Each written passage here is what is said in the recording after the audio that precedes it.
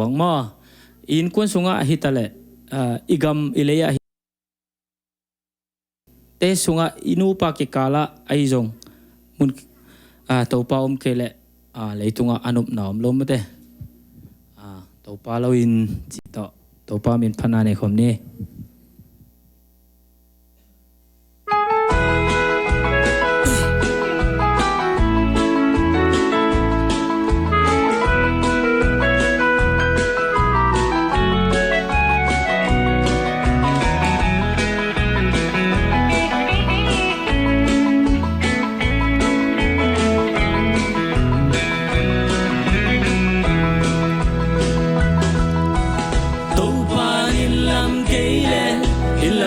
se pamong nahi tàu pan ko pi hu keile ko ching te chin among nahi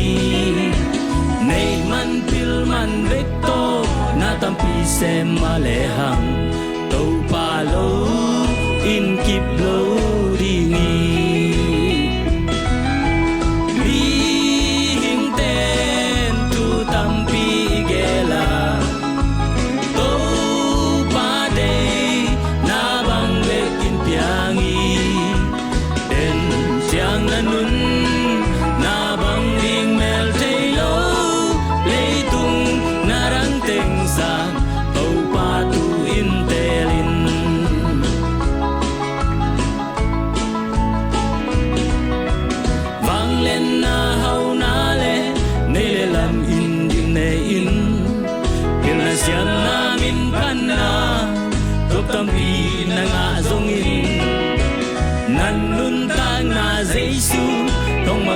kin ma tengin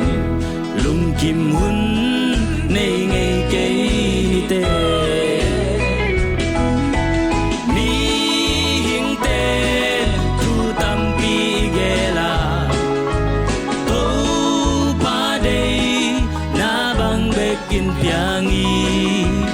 den chang anun na bang ding mel tailo leitung narang teng sa tàu pa tu in telin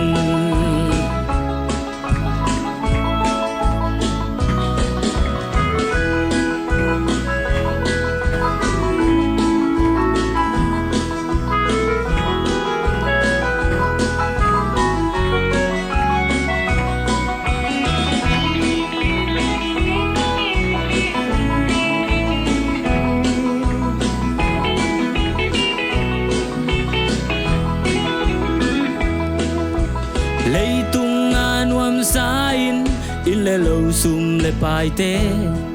na mai lam ma ding kwalin tampita na nei zongin Giêsu na nei keile na lung zuang ve ve dingi to pa lo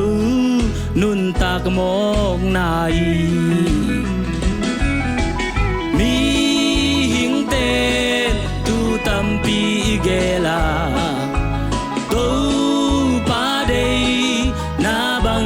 kin piangi den chang anun na bang ding mel tailo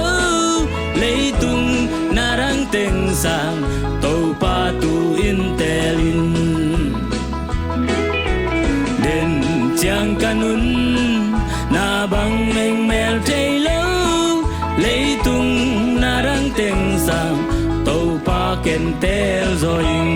amen to pa tel zo di yang